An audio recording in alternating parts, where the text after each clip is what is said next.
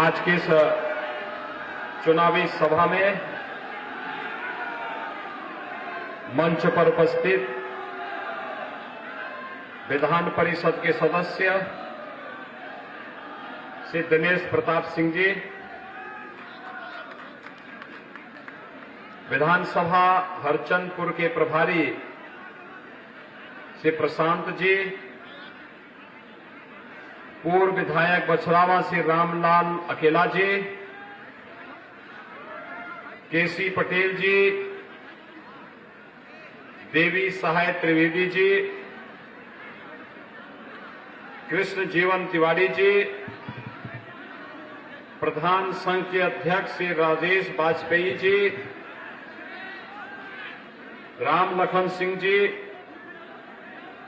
ज्ञान शंकर शुक्ला जी, दिनेश चौधरी जी, भारतीय जनता पार्टी के जिला के उपाध्यक्ष वीरेंद्र सिंह जी, युवा मोर्चा के जिलाध्यक्ष श्री निखिल पांडे जी, रामकिशोर लोधी जी, शिवराम सिंह जी, राम जी श्रीवास्तव जी, कालिका पंडित जी, उमेश सिंह जी, पीयूष प्रताप सिंह जी, अनिल सिंह जी और आज के इस कार्यक्रम के विधायक हरिश्चंद्रपुर और वर्तमान में भारतीय जनता पार्टी के प्रत्याशी श्री राकेश सिंह जी, बछरावा के भारतीय जनता पार्टी के प्रत्याशी, अपना दल के प्रत्याशी श्री लक्ष्मीकांत रावत जी, जिला पंचायत के अध्यक्ष श्रीमती रंजना चौधरी जी और भारी संख्या में आज यहां पर अपना आशीर्वाद प्रदान करने के लिए उपस्थित भाइयों बहनों, मैं इस पावन धरा को नमन करता हूं। भाइयों बहनों, रायबरेली की धरती मां गंगा की असीम कृपा की धरती है। भारत की ऋषि परंपरा का प्रसाद साक्षात आशीर्वाद बरसता है रायबरेली पर। गर्ग ऋषि, गोकर्ण ऋषि, डालब्य ऋषि कि जहां अपार कृपा बरसती थी, वहीं हिंदी के गौरव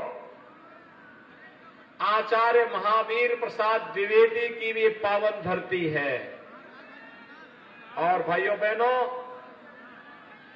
भारत माता के महान सपूत राणा बेनी माधव भक्त सिंह की भी भूमि और जिनके शौर्य और पराक्रम का लोहा दुश्मन को मानने के लिए मजबूर होना पड़ता था, ऐसे वीरापासी की इस धरती को मैं कोटि कोटि नमन करता हूं और आप सबका अभिनंदन करता हूं।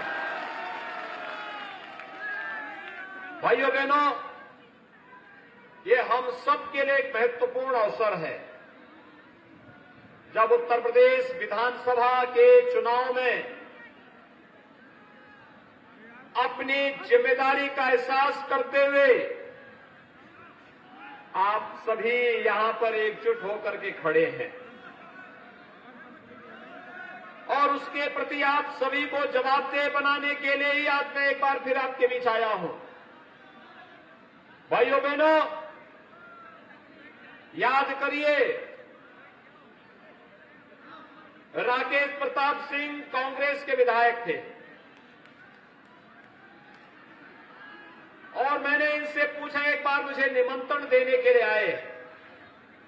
इन्होंने मुझे बताया कि मैं हर सप्ताह अखंड रामायण का पाठ किसी न किसी गांव में करता हूं। प्रतिदिन किसी न किसी गांव में अखंड रामायण का पाठ करता हूं। एक कार्यक्रम में आप पधारे तो मैंने कहा, भाई अगर अखंड रामायण का पाठ करते हो, मैंने यहां के लोगों से, कई लोगों से पूछा लोगों ने कहा राकेश करते हैं, तो मैंने कहा फिर भगवान राम के भक्तों की सेना में आप आइए, कहां रावण भक्तों के साथ आप बैठे हुए हैं।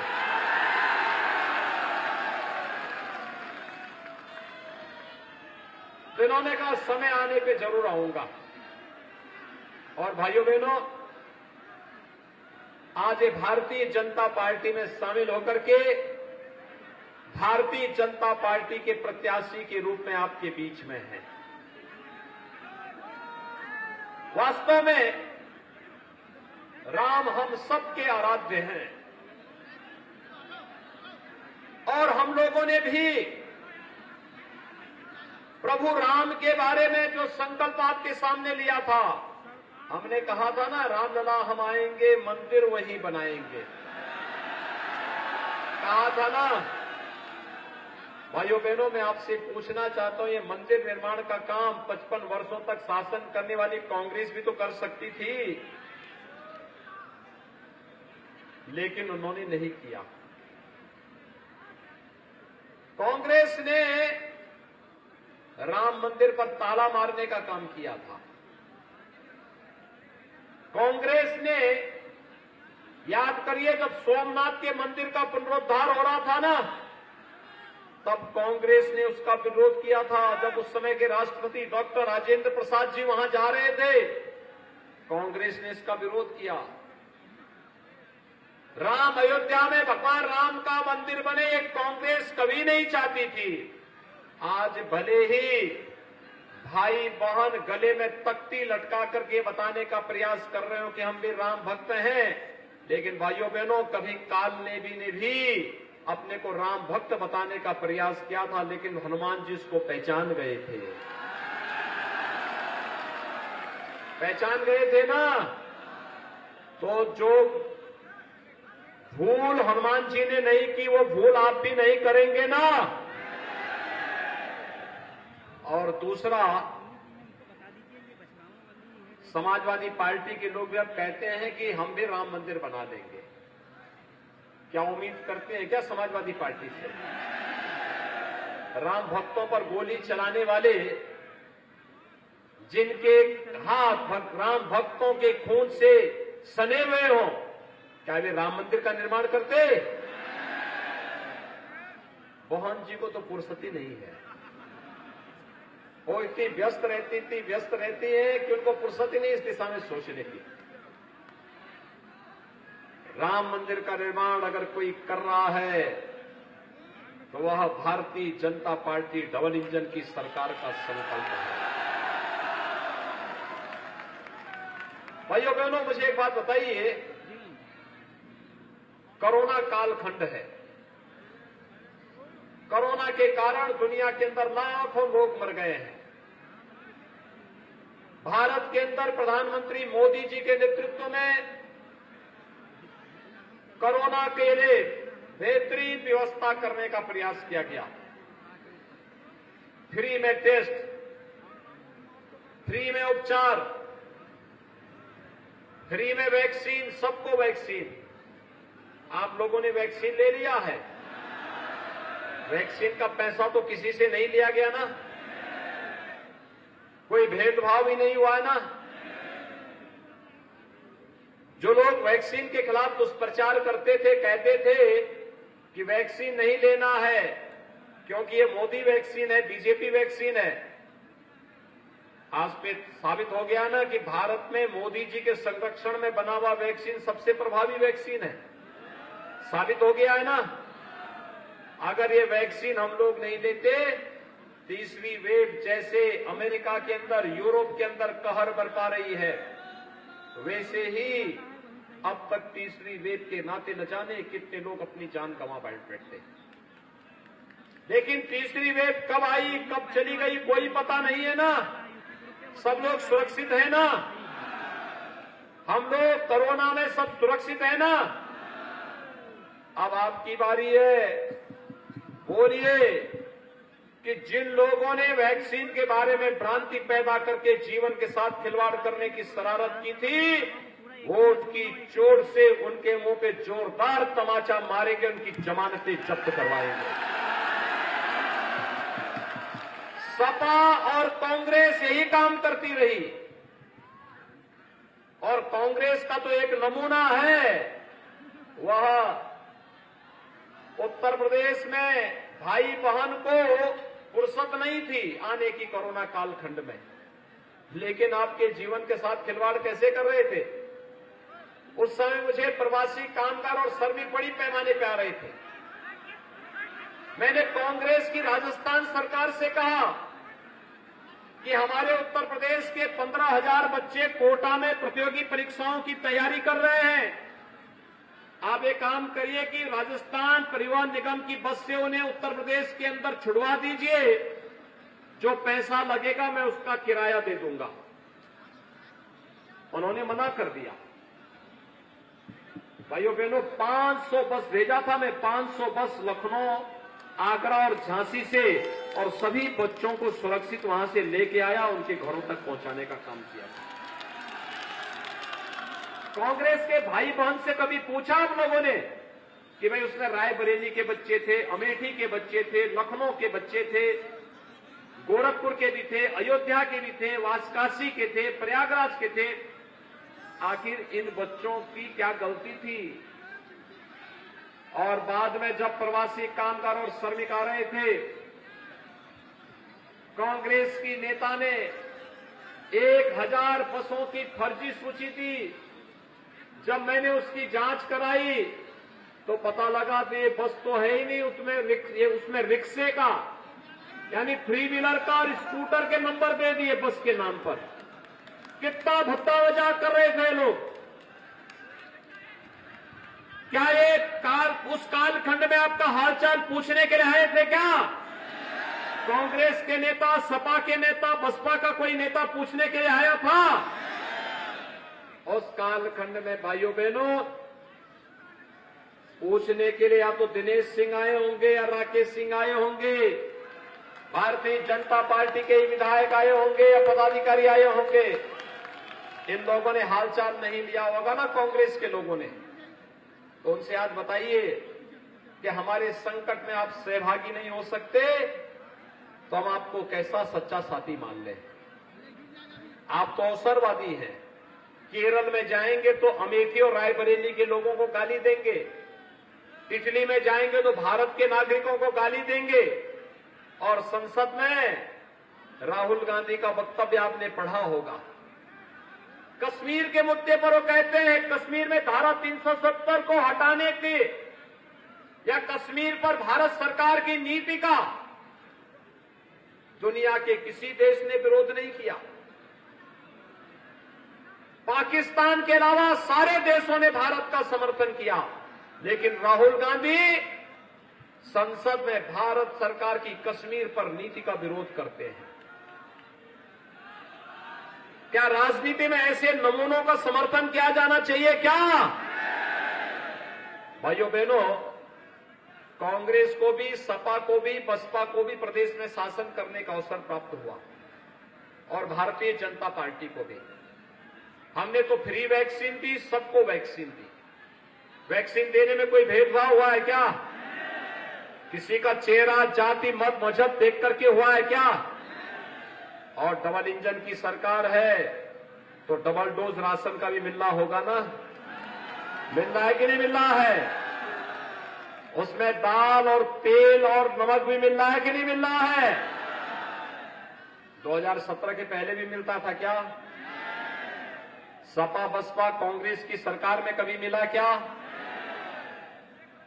अच्छा बताइए, सपा की सरकार में तो बिजली की भी जाति और मजहब हुआ करता था, होता था ना।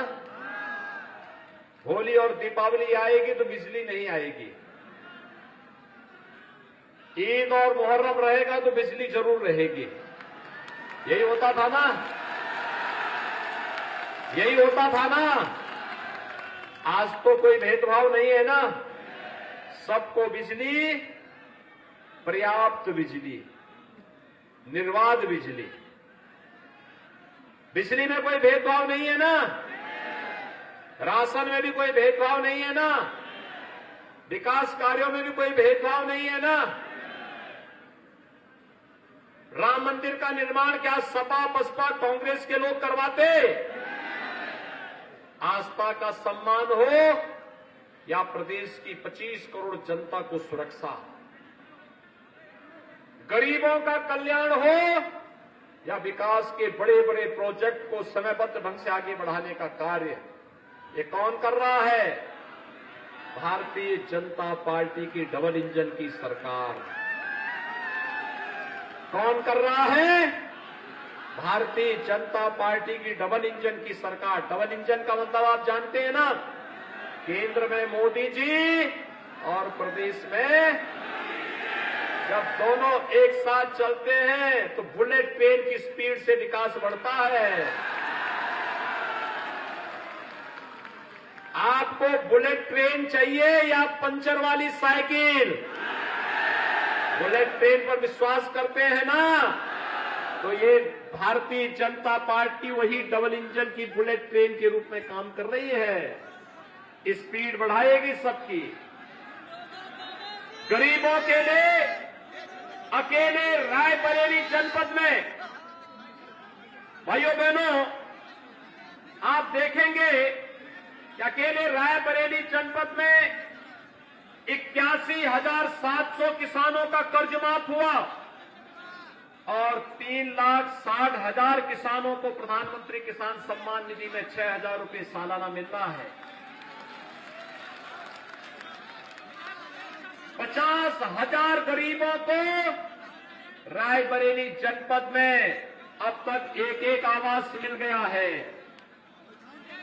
और 95,000 वृद्धजनों को 12,000 रुपये सालाना पेंशन की सुविधा, 36,000 विधवा महिलाओं को 12,000 रुपये सालाना पेंशन की सुविधा और 12,000 दिव्यांगजनों को 12,000 रुपये सालाना पेंशन की सुविधा कोई दे रही है तो डबल इंजन की सरकार दे रही है। हमने तो कोई भेद नहीं किया। युवाओं की नौकरी में पारदर्शिता लेके आए। 1 करोड़ नौजवानों के लिए टैबलेट और स्मार्टफोन दे रहे हैं। आपके रायबरेली के भी कुछ नौजवानों को मिल गया है। हर स्नातक BA, BSc, BCom, BTech, B nursing, pharmacy, ITI, polytechnic, engineering या मेडिकल की पढ़ाई करने वाला हर नौजवान रायबरेली का जो भी होगा उसको टैबलेट और स्मार्टफोन मिलेगा। और भाइयों बहनों, इसका खर्चा मां बाप के ऊपर नहीं आएगा, ये भी सरकार उठाएगी। समाजवादी पार्टी ने शिकायत की है चुनाव आयोग में और हमने तय किया है, अभी 1 करोड़ को दे रहे हैं, 10 मार्च के बाद 2 करोड़ नौजवानों को देंगे। और यही नहीं, हम लोग मंदिरों में जाते हैं, पुजारी मिलते हैं, गांव में वृद्ध बुजुर्ग पुजारी मिलते हैं, बुजुर्ग संत मिलते हैं। हमने तय किया है इनके कल्याण के लिए भी अब कार्य प्रारंभ करेंगे। एक बोर्ड गठित करेंगे, पुरोहित कल्याण बोर्ड का गठित होगा। हमारी सरकार ने तय किया है संस्कृत के हर विद्यालय में संस्कृत अध्यापकों की तैनाती की कार्रवाई हो चुकी है और हर विद्यालय में पढ़ने वाले उस छात्र के लिए एक स्पेशल स्कॉलरशिप देना भी संस्कृत के बच्चों के लिए करने जा रहे हैं। भाइयों बहनों, संस्कृत भारतीय संस्कृति की आत्मा है। ये कांग्रेस के लोग क्या जानेंगे संस्कृत के बारे में और संस्कृति के बारे में। ये तो बोलते हैं हम एक्सीडेंटल हिंदू हैं, यानी हिंदू होने में भी इनको शर्म आती है। वोट मांगने में पता नहीं इनको शर्म आती कि नहीं आती है, लेकिन अपने को हिंदू बोलने में शर्म आती है। और मैं तो कहता हूं, मैं गर्व से कहूं हम हिंदू हैं, हमें कहना चाहिए। लेकिन ये लोग शर्म लगती है जाति के नाम पे बांटना, मत और मजहब के आधार पर बांटना, दंगे फसाद कराना, अपने राजनीतिक स्वार्थों के लिए आतंक को प्रश्रय देना। पहले दंगे होते थे, 5 साल में उत्तर प्रदेश में कहीं दंगा हुआ? आज तो हर दंगाई को मालूम है, दंगा करेगा तो अगले दिन उसका पोस्टर चपक जाएगा और तीसरे दिन वसूली की नोटिस पहुंच जाएगी घर में। आज दंगा नहीं होता है, आज दंगाइयों का महिमा मंडन नहीं होता है। आज पेशेवर माफिया और आतंकवादी के ऊपर उत्तर प्रदेश सरकार का बुलडोजर चढ़ता है। ये बुलडोजर एक्सप्रेसवे भी बना रहा है तो माफियाओं के सिर के ऊपर भी चढ़ रहा है। ये चढ़ना चाहिए, चलना चाहिए कि नहीं चलना चाहिए? सहमत हैं? क्या ये काम सपा बसपा और कांग्रेस के लोग कर पाएंगे क्या? और भाइयों बहनों, हमारे प्रदेश के एक बहुत बड़े नेता थे सर्वदेव कल्याण सिंह जी। कल्याण सिंह जी के दुखद निधन हुआ। आप सोचो, कांग्रेस और समाजवादी पार्टी के नेताओं ने श्रद्धांजलि देने तक भी नहीं आए।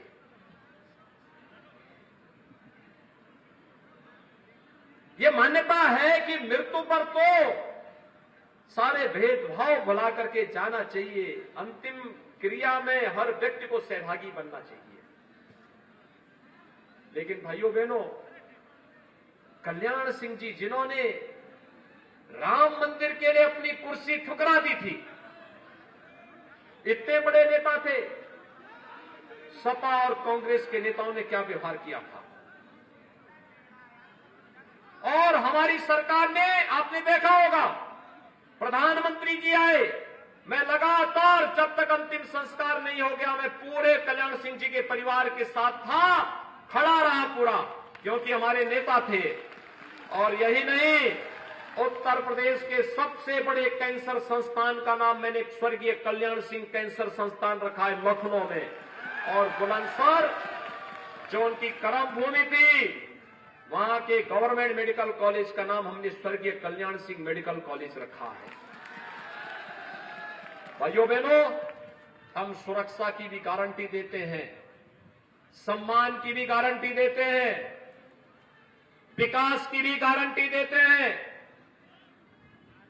और गरीबों को इस बात के लिए भी कि भाइयों बहनों, ये राशन तो दिया ही जा रहा है, आने वाले समय में सरकार बनने दीजिए, होली और दीपावली में एक एक रसोई गैस का सिलेंडर भी मिलेगा। एक संकल्प और है कि गौ माता को कटने नहीं देंगे, लेकिन अन्नदाता किसानों की फसल को भी नुकसान नहीं होने देंगे। मानते हैं ना भाइयों बहनों? अगर कहा है तो उसको करेंगे भी, कहा है तो करेंगे भी। और इसीलिए मैं आपके पास आया हूं आपसे अपील करने के लिए। विकास ये हमारे जिम्मे सौंप दीजिए। अपराधी और माफियाओं का कैसे उनकी गर्मी शांत करनी है भी हमारे ऊपर छोड़ दीजिए। आप देख रहे होंगे ना, पश्चिम में बड़े बड़े माफिया थे, अरे जीना हराम कर दिए थे 2017 के पहले। आज वे अपने गले में पट्टी लटका करके चलते हैं। और याद करना, जो पेशेवर माफिया और अपराधी आपको धमकी दे रहा होगा, उसका नाम नोट करके मेरे पास भिजवा देना। चुनाव के बाद आप देखना, गली में तख्ती लटका करके थाने के सामने हाथ खड़ा होकर के खड़ा होगा।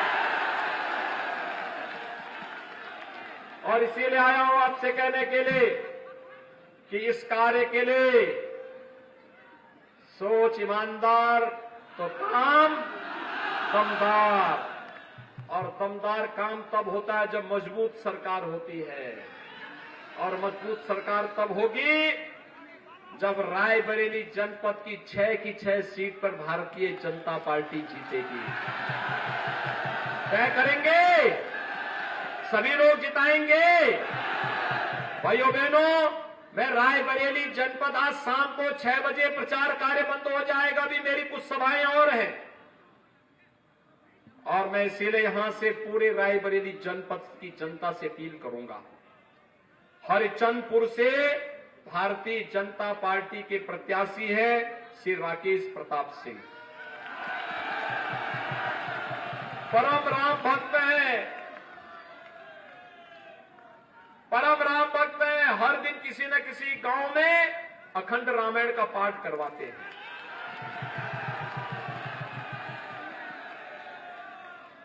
बछरावा से अपना दल, जो हमारा गठबंधन का दल है, अपना दल है, श्रीमती अनुप्रिया पटेल और श्री आशीष पटेल जी की पार्टी के श्री लक्ष्मीकांत रावत जी को भारतीय जनता पार्टी ने अपना प्रत्याशी बनाया है। रायबरेली सदर से श्रीमती अदिति सिंह को अपना प्रत्याशी भारतीय जनता पार्टी ने बनाया है। ऊंचाहार से श्री अमरपाल मौर्य को अपना प्रत्याशी बनाया है। सरेली से धीरेन्द्र बहादुर सिंह को अपना भारतीय जनता पार्टी का प्रत्याशी बनाया है और सलोन से श्री अशोक कोरी भारतीय जनता पार्टी के प्रत्याशी हैं। इन सभी को भारी बहुमत से विजयी बनाएंगे। भाइयों बहनों, भारतीय जनता पार्टी और हमारे सहयोगी दलों के प्रत्याशी जब जीतेंगे, जब आप पहला काम मतदान और फिर जलपान, पहला मतदान, सभी लोग संकल्पित होकर के तैयार हैं। हमारे प्रत्याशियों को विजयी बनाएंगे। सुरक्षा, सम्मान और की समृद्धि के लिए कार्य करेंगे। दोनों हाथ पा करके मेरे साथ बोलेंगे। जहां तक मेरी आवाज जा रही है, दोनों हाथ पा करके मेरे साथ बोलेंगे। सड़क के उस पार भी, पीछे भी, जहां तक मेरी आवाज जा रही है, दोनों हाथ पा करके बोलेंगे भारत माता की, भारत माता की, भारत माता की।